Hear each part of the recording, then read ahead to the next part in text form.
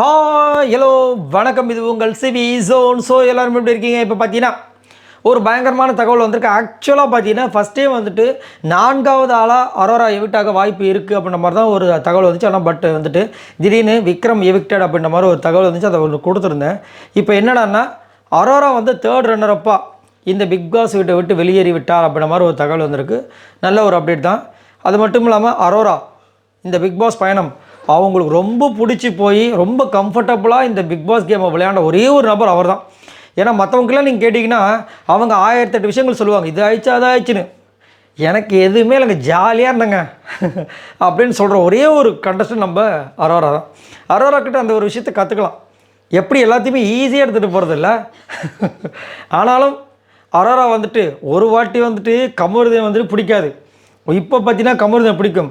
லாஸ்ட்டாக வந்து கமருதீன் விஜய பார்வதி பற்றி அந்த ஒரு அழற ஒரு மூமெண்ட் நடக்கும் பாருங்க, அதில் எல்லாருமே இருந்துச்சு கை தட்டுவாங்க. அப்போ எழுந்திருக்க மாட்டாங்க. ஸோ நிறைய பேருக்கு வந்து கோவம், அதில் குறிப்பாக கமருதீன் ஃபேன்ஸுக்கு வந்து பயங்கரமான கோவங்கள். என்னங்க இப்படி சொன்னாங்க, மிஸ்யூ கமருதீன் சொன்னாங்க, கடைசியில் எந்திரிக்க கூட இல்லையேங்க அப்படின்ட்டு. அது அவங்களோட பர்சனல் விஷயங்கள், நம்ம அதில் தலையிட முடியாது. பட் நம்ம தெரிஞ்சுக்கலாம் என்னென்ன விஷயங்கள் அப்படின்ட்டு. அது மட்டும் இல்லாமல் இந்த பிக் பாஸ் விட்டு அரோரா எவிக்டர் அப்படின்ற மாதிரி ஒரு நியூஸ் வந்திருக்கு. இது எப்படி நீங்கள் பார்க்குறீங்க அப்படின்றத சொல்லுங்கள். அது மட்டும் இல்லாமல் ரொம்ப மிஸ் பண்ணிட்டு இருந்தாங்க அவங்களுடைய டாகை போய் பார்க்கணும் அப்படின்ட்டு. ஸோ இப்போ போய் அவங்களுடைய டாகை வந்து பார்ப்பாங்க. அந்த டாகுமே ரொம்ப ஆவலாக இருந்த அந்த வீடியோ நம்ம பார்த்துருப்போம். அந்த அரோரா பேரை கேட்டவொடனே வந்துட்டு உடனே அப்படியே தேடும், பார்த்தீங்களா? சான்ஸே இல்லை.